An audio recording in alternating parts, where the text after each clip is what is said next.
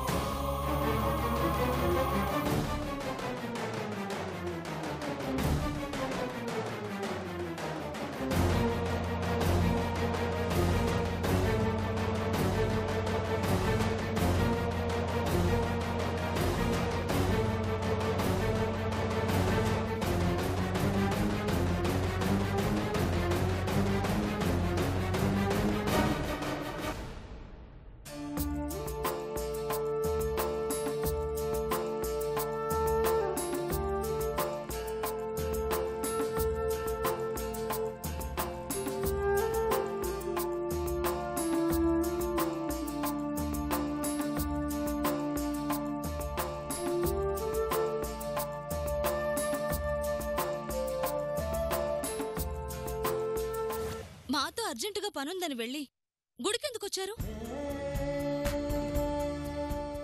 మళ్ళీ మరొక అబద్ధం మాత్రం చెప్పకండి.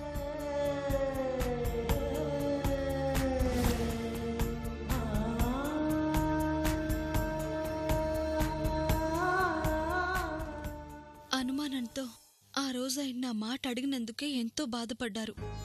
ఈ రోజు అతనెవరో చెప్పిన మాటలు నమ్మి నేను ఆయన్ని నిలదీయటం ఎంతవరకు సమంజసం? నిజంగా ఆయన లాంటి తప్పు చేసుంటారా? లేదు, ఆయన లాంటి వారు కాదు. ఆయన ముక్కు మొహం తెలియని మూడో మనిషి మాటలు నమ్మి నేను ఆయన్ని అనుమానించడం ఏంటి? నిజాలు తెలియకుండా ఒకరి మాటలు విని ఆయన్ని బాధ పెట్టడం బాగోదు. ఆయన్ని అనుమానించడం అంటే ఆయన ప్రేమని అనుమానించటమే.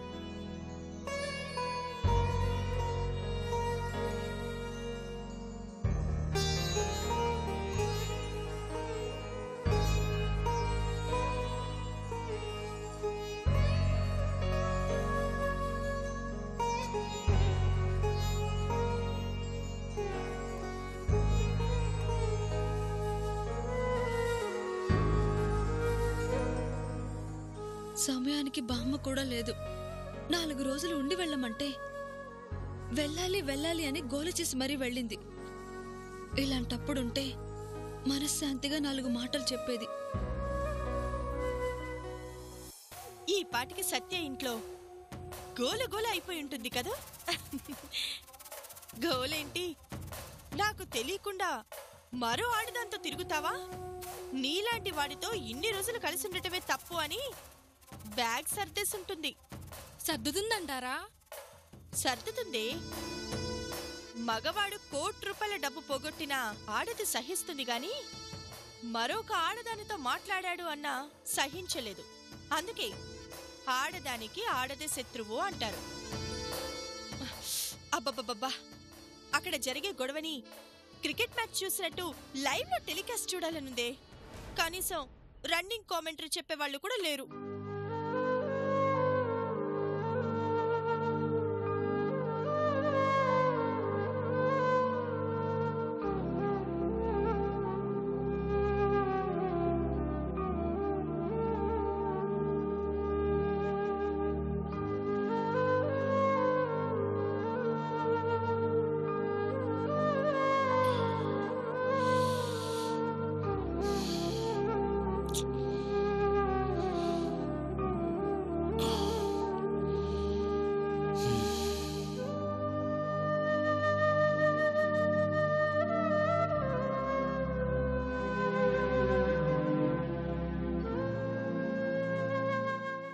ఏమిటండి ఎలా ఉన్నారు?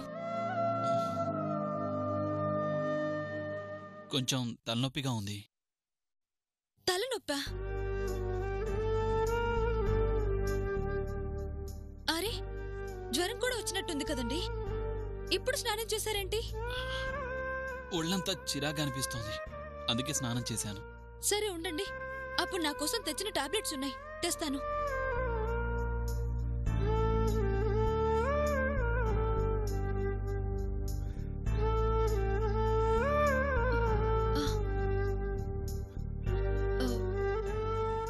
మంచినీళ్ళు తెస్తాను, ఉండండి.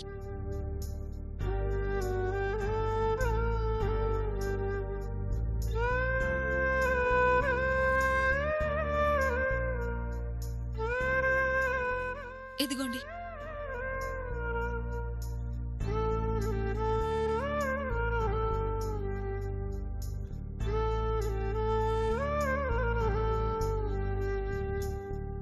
కళ్ళు మూసుకొని పడుకోండి, నేను బాంబు రాస్తాను. పర్వాలేదులే సావిత్రి. ఏం పర్లేదండి, తలనొప్పి అన్నారుగా, మీరు పడుకోండి, చెప్తాను. పడుకోండి.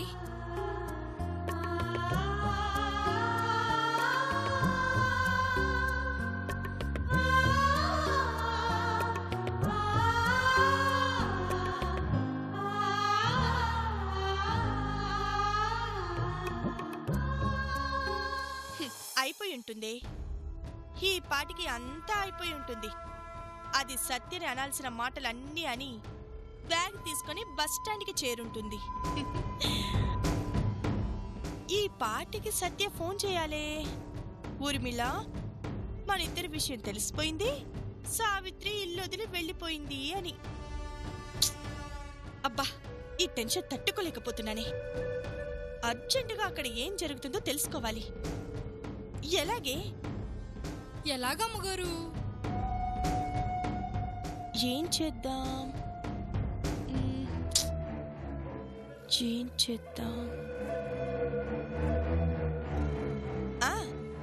సత్య ఫోన్ చేయకపోతే ఏంటి, మనమే చేద్దాం.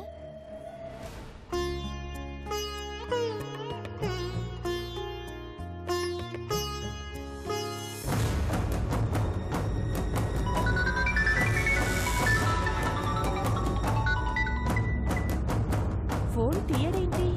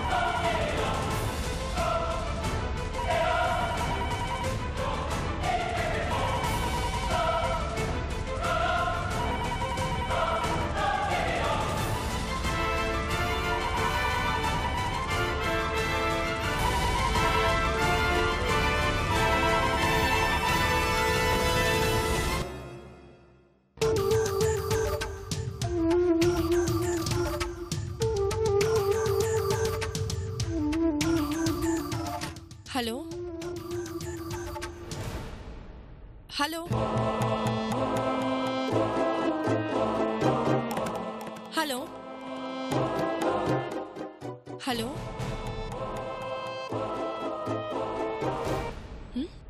ఏంటి, సత్య ఫోన్ తీయడం లేదు, ల్యాండ్లైన్కి చేసినా మాట్లాడడం లేదు. కొంపదీసి వాళ్ళిద్దరి గొడవ ఇంకా పూర్తి కాలేదంటావా? బా, అక్కడ ఏం జరుగుతుందో గానీ ఇక్కడ నాకు టెన్షన్తో పిచ్చి పట్టేలా ఉంది.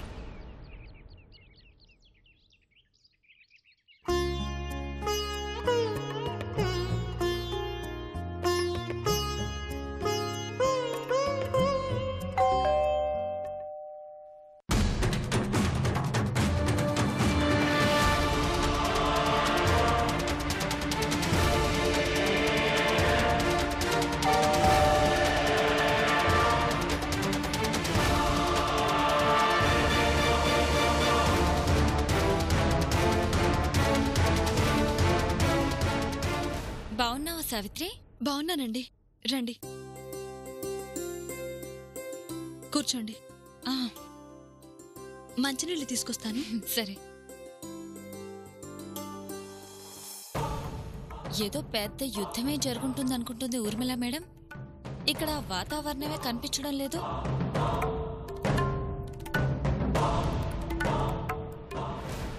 తీసుకోండి.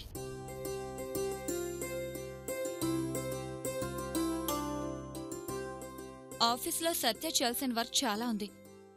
ఎండి గారు ఫోన్ చేస్తుంటే లిఫ్ట్ చేయడం లేదంట. ఒకసారి వెళ్ళి కనుక్కొని రమ్మంటే వచ్చాను. ఆయనకి చాలా జ్వరంగా ఉందండి. కదిలే పరిస్థితిలో లేరు. అవునా?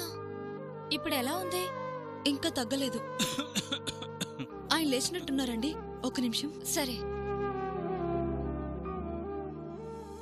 ఓ, చాలా అన్యోన్యంగా ఉన్నట్టున్నారే. అయ్యో, వస్తున్నానుండండి.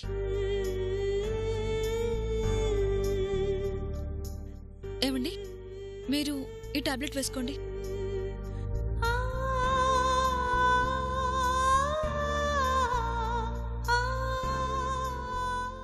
గంట తర్వాత ఏదైనా తినిపించమన్నారు. కొంచెంసేపు పడుకోండి. ఈలోపు వేడివేడిగా ఇడ్లీ పెడతాను. ఉమా, నువ్వెప్పుడు? అబ్బా, మీరు పడుకోండి. ఉమ్మగారటు వెళ్తూ నన్ను పలకరించిపోదామని వచ్చారట కదండి? అవును సత్య. మీరు రెస్ట్ తీసుకోండి. ఈలోపు ఉమ్మగారితో నేను మాట్లాడతాను. పదండి.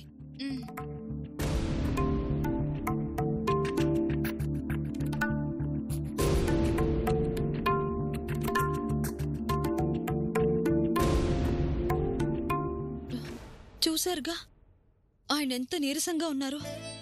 ఆఫీస్లో ఏదో పనుండి ఎండి గారు పిలిచారంటే చాలు ఆ స్థితిలో కూడా వచ్చేస్తారాయన. అందుకే అలా చెప్పాను, ఏమీ అనుకోవద్దు. సరే, మీరు కూర్చోండి, నేను కాఫీ కలుపుకొస్తాను. ఇప్పుడు అవేం వద్దు, ఆఫీస్లో పనుంది. సరేనండి, ఆఫీస్లో పనన్నాక ఆగమనలేంగా. వస్తాను. సావిత్రి, చెప్పండి. ఇబ్బందేం లేదుగా? ఇబ్బందా? ఎందుకు? అదే కొత్త కాపురం, ఇద్దరే ఉంటున్నారు. దానివల్ల ఏమైనా? ఆయన తోడుంటే ప్రపంచం నా పక్కనున్నట్టే. ఇక ఇబ్బందే ఉంటుంది. సరే సావిత్రి, ఉంటాను.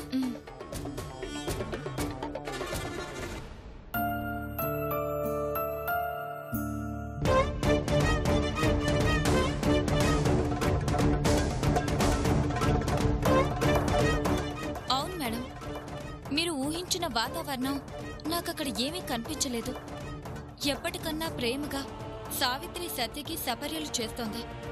సత్య హాయిగా రెస్ట్ తీసుకుంటున్నాడు. ఏం జరగకపోవడమేంటి?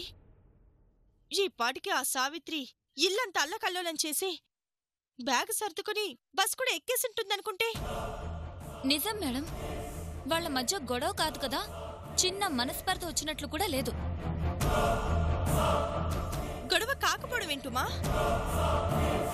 నీ భర్తకి మరొకరితో సంబంధం ఉంది. నేను కాదని తనతో టూర్లోకెళ్తున్నాడని చెప్పినా రియాక్ట్ కాకుండా ఎలా ఉంటాడు? చెప్పుంటే ఖచ్చితంగా మీరు ఊహించిన దానికన్నా ఎక్కువే జరుగుండాలి. అసలు చెప్పుంటాడంటారా?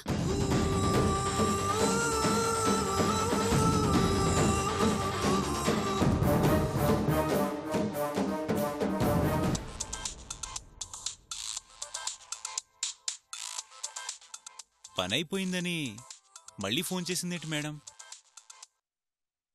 నమస్తే మేడం, చెప్పండి. నేను చెప్పటం కాదు, అడిగిన దానికి నువ్వు సరిగ్గా సమాధానం చెప్పు.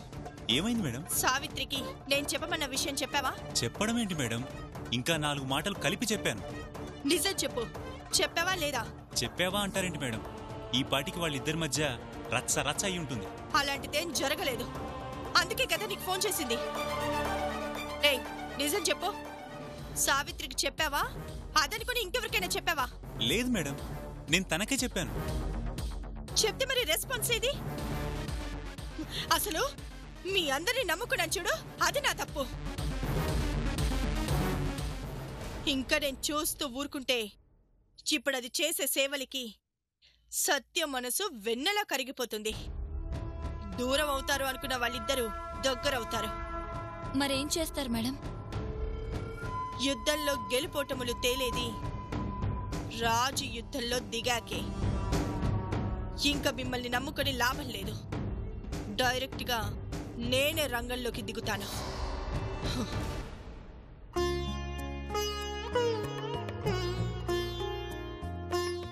ఏమండి, ఈ జ్యూస్ తాగండి. ఇప్పుడేం వద్దు సావిత్రి. ఒంట్లో బాగోలేనప్పుడే ఏది వద్దని అనిపిస్తుంది. చూడండి ఎంత నీరసంగా ఉన్నారు. తాగండి, కొంచెం హుషారనిపిస్తుంది. తాగండి. నేను తాగుతాను.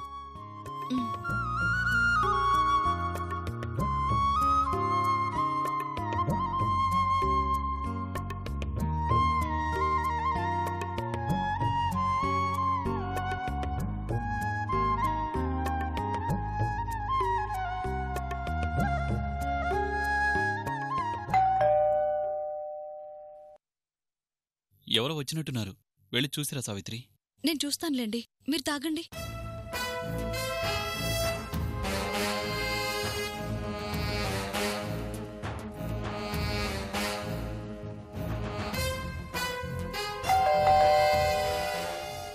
ఎవరై ఉంటారు? చూడు సావిత్రి. చూస్తానండి.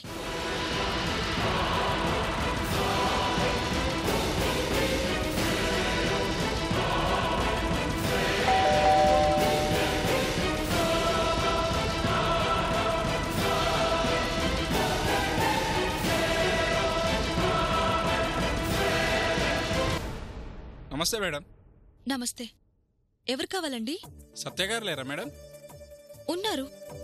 మీరు? సార్ పని చేసే ఆఫీస్ ఎండి గారు డ్రైవర్ నమ్మా. ఓ, ఎండి గారు డ్రైవర్వా? అవునండి. ఆయన కొంట్లో బాగోలేదు, పడుకునున్నారు. సార్తో మాట్లాడాలని మా ఎండి గారు వచ్చారు. కింద కార్లో వెయిట్ చేస్తున్నారు. ఆయనకు బాగోలేదని చెప్తున్నాను కదా. నవీన్, నువ్వేంటి ఇలా వచ్చావు? మీతో మాట్లాడాలని ఎండి గారు వచ్చారు. వచ్చారా? ఏరి? కింద కార్లో ఉన్నారు సార్. ఆయన బాగా నీరసంగా ఉన్నారు, ఎక్కడికి వచ్చే పరిస్థితుల్లో లేరు. జ్వరం తగ్గాక నేరుగా ఆఫీస్కి వచ్చి కలుస్తారని చెప్పండి. సావిత్రి, నువ్వుండు. ఇంత దూరం వచ్చారంటే ఏంటో కనుక్కొనొస్తాను. వెళ్ళిన దగ్గర నుంచి ఆ పని ఈ పని అని ఏదో ఒకటి చెప్తూనే ఉంటారు. బాగోలేకుండా బయటికెలా వెళ్తారండి? అది కాదు. చూడండి, మీరు వెళ్ళి ఈయన రాలేని పరిస్థితుల్లో ఉన్నారని చెప్పండి. మరీ అంత ముఖ్యమైతే మీ ఎండి గారి పైకొస్తారు. సావిత్రి, ఇంటి వరకు వచ్చిన మనిషిని అలా కింద నుంచో పంపించడం మంచి పద్ధతి కాదు. కిందే ఉన్నారు కదా, వెళ్ళి ఒకసారి మాట్లాడొస్తాను. ఒక నిమిషం ఉండు. అది కాదండి.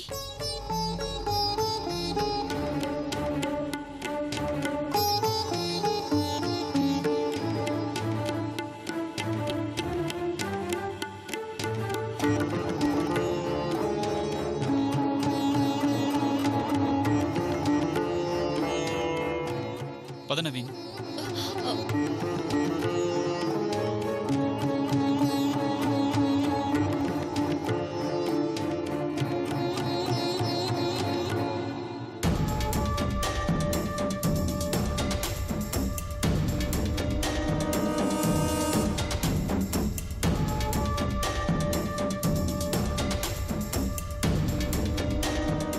ఉర్మిళ, పైకి రావచ్చు కదా. రావటానికి ఇంకా టైం ఉందిలే సత్య. ఏంటి? ఐ మీన్ ఎప్పుడైనా రావచ్చు అంటున్నాను. అవును, ఒంట్లో ఎలా ఉంది? పర్లేదు. 2 days నుంచి ఫోన్ లేదు, ట్రై చేస్తే కలవడం లేదు. అందుకే నేనే రావాల్సి వచ్చింది. ఏదైనా అర్జెంట్ విషయమా? చాలా అర్జెంట్ విషయమే. పైగా ఇంకొకరితో షేర్ చేసుకునేది కూడా కాదు. అందుకే ఈ టైంలో నిన్ను ఇబ్బంది పెట్టడం కరెక్ట్ కాదని తెలిసినా రాక తప్పలేదు. అంత ముఖ్యమైన విషయం ఏముంది? అది ఒంట్లో బాగోలేదు, తిక్కతిక్కగా ఉంది, వాంతులు కూడా అవుతున్నాయి.